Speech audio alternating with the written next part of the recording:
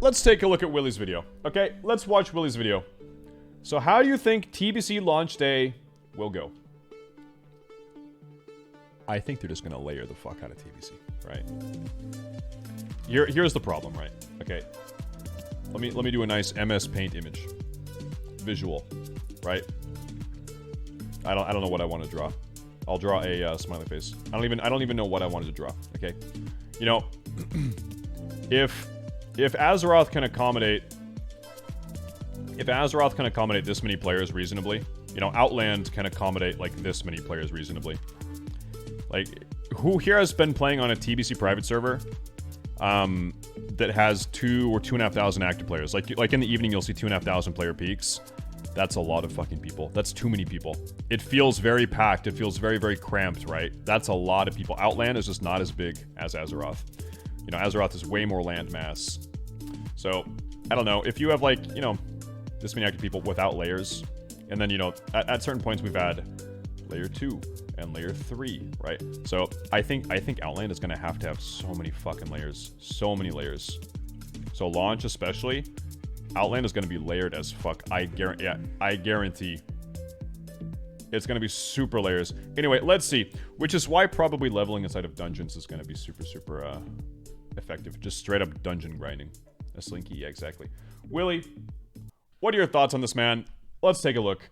I just want to invite to Asmon layer. Hello, ladies and gentlemen. Willie here. Picture the scene, right? The announcement for TBC has happened. The testing's been done on the beta. It's all squared off and ready to go. Launch day comes around, you fight your way through the inevitable server queues, only to when you log on to get ganked on a PvP server, or probably lag out and get teleported to Stone Talon or... Actually, you know what? Like, before we play this, I want to answer this question. Someone in chat says it was Coral Reef. TBC private servers are way less popular than vanilla servers. That, historically, has always been true, and interestingly enough, the most popular private servers have always been Wrath of the Lich King private servers. Wrath servers are insanely popular, and then it's vanilla, and then it's TBC, least popular. I'm not going to mention the other expansions which are not worth mentioning right now. But why do you think that is? Why do you think TBC private servers have always been the least popular of all of them? I'll tell you this, and I haven't played on a TBC private server in quite a while. I don't know. Other than this arena server, practicing arena, I don't know how the scripting is or the raids are, but when I was, like, the last time I raided on a TBC private server, leveled 1 to 70 and raided and actually played the game, it was like 5 years ago or 6 years ago. At that point, every single TBC private server that I played on was shitty, really shitty. I don't know what it is. The answer I've gotten is that TBC private servers are really, really hard to code or script or bug fix, and I don't know what makes TBC so hard to script and properly fix a counter in encounters and quests. I don't know why it's so hard to get right, but, you know, a lot of TBC private servers have always been super, super buggy. That might not be an issue anymore. I don't know. I don't know why Wrath would be easier to script or Vanilla would be easier to script. I'm not sure, but you're right. TBC private servers have historically always been the least popular. That being said, I think Classic TBC is going to be more popular, retain an average higher player base than Classic Vanilla. Like, I really do. I think Classic TBC and then Wrath is going to be the most popular. Wrath is going to be Classic Wrath, insanely popular. Westfall on PvE, and I'm betting PvP servers are going to be such a fiesta with how many guilds are going to be salty about all the Dispel drama that's happened throughout the duration of Classic. Imagine how many people are going to make the goal of existence to gatekeep the Dark Portal and quest NPCs at the start of the expansion. So I guess what I'm asking is, how do you reckon launch is going to go for TBC? Even back in 2007 when it launched, it wasn't exactly smooth at all. World servers were being down, laggy fiestas. Well, dude, nothing makes you more excited for TBC than having just spent 2 years playing vanilla. That's the fact. All the itemization, all the weird itemization, they're like, why'd they do this? This is stupid itemization. It's fixed in TBC. Half the specs, half the classes being unviable, or half the specs being unviable in vanilla, fixed in TBC, right? Having a PvP system that isn't complete dog shit, fixed in TBC. Like, it's all of your world buffs, all of your complaints about vanilla are pretty much fixed in TBC. TBC is a very, very good successor to vanilla. Rollbacks, you name it, it happened. It was a bit of a strange decision for Blizzard to move the expansion forwards in this way. I mean, they had already done the AQ40 opening event, which encouraged every single player on every single server to be in one zone at the same time, but especially for the launch of an expansion, well, player numbers were already higher than they were back during then, on top of the hype that would have been drummed up by getting something new. Then again, the Dark Portal is just very iconic, and maybe it was a case of this just makes too much sense in the lore, so even if it's a fiesta, we're gonna do it. And you can see how Blizzard in time learned from this and way better separated. Scripting than most other TBC servers was actually pretty decent. Yeah, it could be. Players I'm out at the start of the expansion. Think in Wrath of the Lich King we had Howling Fjord or Borin Tundra. In Kata we had Vashir or Mount Hyjal. In Mists of Pandaria we started at either ends of the Jade Forest. And in Warlords of Draenor, yeah, garrisons. That didn't go so well actually, did it? Even though the Horde and Alliance are in separate zones again. I mean, think back to some of the launches that we've had in Classic so far. Do any of you guys remember the launch of Blackwing Lure or even ZG on those first few days? The servers could absolutely not even remotely handle the volume of players that were being thrown in there. I've got some of the footage of Blackrock Mountain still of the launch of Blackwing Lure, and it's just insane. There were literally thousands and thousands of people in the same zone at the same time, and this was back on PvP as well. We actually had a full-on server crash, which teleported us back from the Orb all the way to Loch Modan in that passage that connects that and Searing Gorge. Oh, and yeah, the Orb in general. I don't miss doing that. And I love how when something like this happens, and you're already lagging the fuck out, there's always those people, all right, time to AoE, time to spam AoEs. Like, yeah, dude, thanks. You're really making this situation better. I don't miss doing that. And sort of just in general in Classic, these servers don't have a good track record of, well, accommodating the size of the servers that we have nowadays either. Even just your Wednesday or Sunday world buff drops in the evening are enough to grind the server down to a halt. And with the Burning Crusade launch, we're going to have everybody in Blasted Lands have to get them through the Dark Portal, and then everybody is in Hellfire Peninsula. So we're not just having this problem once, it's going to be sort of in 3 different separate potential issues that will be bottlenecks. But I suppose, let's say you get through the queues, you get through the portal, the Alliance head off to the left to their Flightmaster, Horde to the right onto On a Hold or Thrallmar to get your quest and start making a start on the new expansion. And then you'll take a step outside of your quest hub and there'll be 2 guys per Hellboar spawn. Each plank of wood or bit of metal for that one quest is going to have 2 people camping every single spawn. We're talking 6 starting zones worth of people, and we're cramming all of them into one zone. Just imagine the sheer volume of people that are going to be in Hellfire on day 1. I guess a lot of people are going to be coming up with creative ways to circumvent this very real expected issue. Will the coin quest on ZG Island still give XP? I mean, they work a few levels before 60. If they still work after 60, this could be one of the biggest slept on money makers in the entire game. We'll find out in the beta. A similar thing with the Karaji Lord's Insignia in AQ40. They'll be sitting in your bank collecting dust and taking up space. They don't do anything useful after you've got your rep to Exalted with Brood and Nosdormu. But if they do end up giving XP, they could be a very nice little way to start your journey off. What about dungeons though? Surely those are going to be the relief valve for everybody piling into the new zones. And remember earlier on in Classic, we now have that cap of how many dungeons can be accessed per day. What level can you fly in Outland? Level 70. Unless you're a druid, you can learn flight form at level 68. So there's that. Which is 30. You know what's funny about this change? Pretty much exactly what they suggested here was something that was actually in an April Fool's. And of course there's still only 5 dungeons per hour, so there might be some big brain mathing out on the beta. Which dungeon gets you the most value in XP per time invested at what level bracket? Also, I have this feeling the dungeons in Hellfire Peninsula are going to be kind of unplayable with the amount of instances running at the same time. I'd be willing to bet the best thing you can do is come up with a strategy to hit level 62 as possible and just get out of Hellfire Peninsula as a top priority. Alternatively, just start in some of the dungeons in Zangarmarsh. You should be able to get in there at level 60. And if you're decked out in tier 3 gear, they ain't gonna be a problem, believe me. What about if you never go through the Dark Portal at all and just keep on doing dungeons in Classic? I imagine an ideal comp will be mathed out on the beta. I think I'm even thinking about what the best plan is, right? I think rush into Underbog. Like, that's my thing. Go to Slave Pens and Underbog and probably just dungeon grind in Slave Pens and Underbog.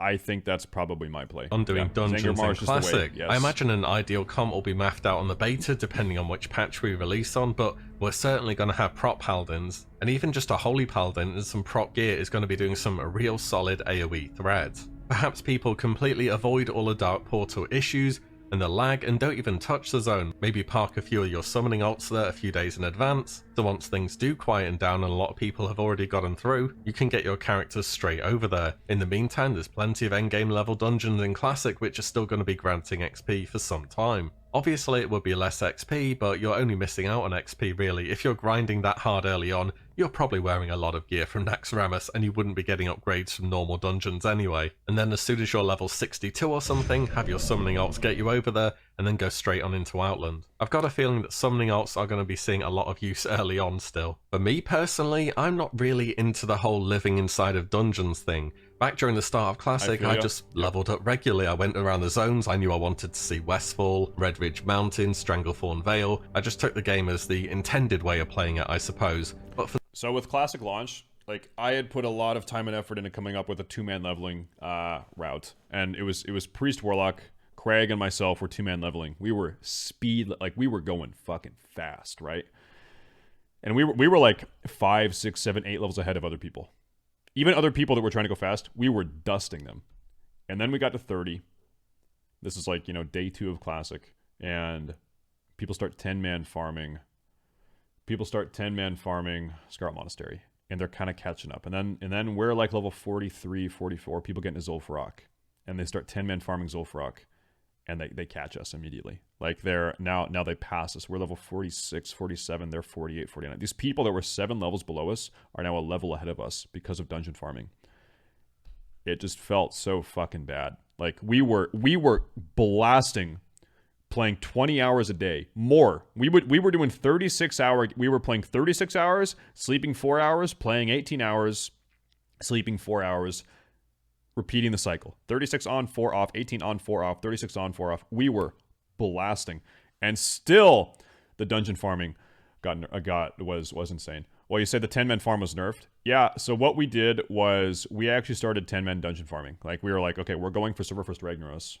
We have a mission. We're going to do whatever's fastest. So we jumped into 10-man farming groups, and we were 10-man farming Lobers. We were level 54. We were level 54. And Blizzard releases a blue post. It's like day 4 of Classic WoW. And they say, we are nerfing 10-man farming. If you're in a raid inside of an instance, you get less XP. So people had to either go quest, leave dungeons, or 5-man dungeon farm. So we're like, hey, let's try 5-man farming Lobers. So we have like a Warlock and a couple mages and a Priest, whatever. And it was like healer, 2 mages, Warlock, and a tank, right? So we're still trying to 5-man AoE farm dungeons. And what happened was, we were getting more XP per hour than we were doing 10-man. As 5-man, we actually were getting more XP per hour. So that nerf, it was like, okay, whatever. We're just, as a 5, we're going even faster now. So it just didn't matter at all, actually, unfortunately. I wish they had just nerfed dungeon XP flat, right? Just, even if you're in 5-man, nerf dungeon XP. That would have solved so many issues throughout the rest of Classic, but alas. For the Burning Crusade, I would quite like to, be able to play the game, and I don't really think there's going to be much of a choice in the matter in the open world, well, for a short space of time anyway. But that's TBC, right? It has a linear questing. You go from Hellfire to Zangarmarsh to Terakar to Nagrand and so on. With Classic, everyone started all over the place and then got spread out pretty quickly as well. On top of layering, of course. Surely it's going to be coming back for the Burning Crusade, unless Blizzard has some kind of secret new tech that can replace it, like, I don't know, sharding or something. I get used to the idea of having a lot of layers for, well, potentially a very long time, depending on how many people stick around or just come back for the expansion. In any event, when it comes to the TBC launch, I'm expecting a complete fiesta. I really don't know how. It's got to be layered, man. Like, here's my thing going into TBC. I'm not going for server first. I'm not going crazy tryhard. I'm still gonna, okay, I'm gonna try hard. I'll be playing 36 hours straight. I'm gonna try to speed level. The thing that would make me dungeon farm going into TBC, because it'll be faster probably, but I'm not going for server first, whatever. So I'm gonna have a little bit more fun with it this time. I'm just scared of not being able to play. Peggle is the #2 biggest server in the world, and Peggle is 93% alliance. So I'm scared of questing just being literally unplayable. It's not that I have a burning goal. I don't need to be 70. I'm not getting server first.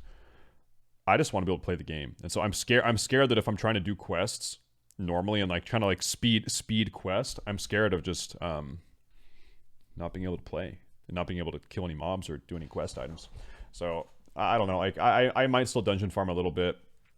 I think probably if you dungeon farm until 64 or so, and then you stop dungeon farming, and then you do open world, right? Just to get ahead of people, and then you blast, like you quest XP, I think you'll be fine. But you just have to like get away from that initial wave of players, right? So maybe dungeon farming from 60 to 64, 65, and then questing is the way. They're going to get it to work well, not only because of the server sizes, the layering issues with how players react towards games nowadays, but the server's track record for completely falling over when there's enough players thrown at them simultaneously. So whilst, yeah, I don't really have the most bright outlook on it, it should be one of those things you only have to experience one time. At least it'll be memorable, right? Whether that ends up being memorable in a good or a bad way, that one remains to be seen. Maybe I'm giving them a bit of benefit of the doubt because I personally experienced a pretty good launch for Classic. Who knows if I'll get lucky twice in a row with my server choice. At least I'll be on PvE this time as well, because TBC and PvP servers at launch, let's just say I've got a few more things to say about that in a video coming soon. Anyways, what do you reckon? Do you have any plans to circumvent all the rush at launch? And here's the thing. Okay.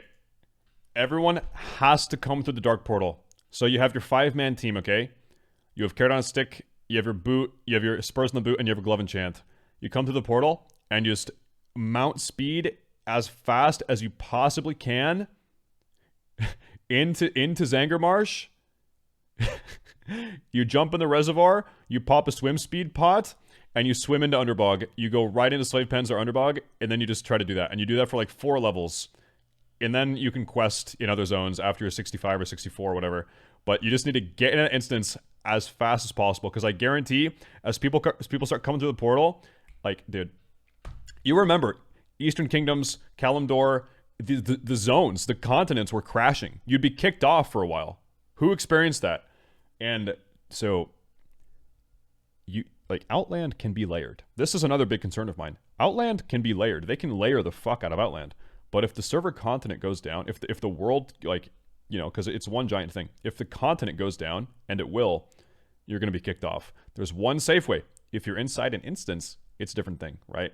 So Outland can go down. People get kicked out of the game. If you're inside of an instance, ramparts, whatever, then you're not going to get disconnected. So then all the rush at launch. And what do you think Blizzard are going to do to try and alleviate some of the pressure they're no doubt going to be experiencing? You can let me know. Okay, good point. You'll hit the instance cap really fast. Gonna have to pop out of instances to quest. So assuming they don't change it, you can do 30 instances every 24 hours. Okay, so 30 dungeons divided by 24 hours. Like you would have to be doing like what is like mental math, like 45 minute dungeons, 24 hours straight to hit the cap, right? I know people are worried about the cap. I really am not worried about the cap. Like I'm not really worried about it. Underbog is 15 minutes.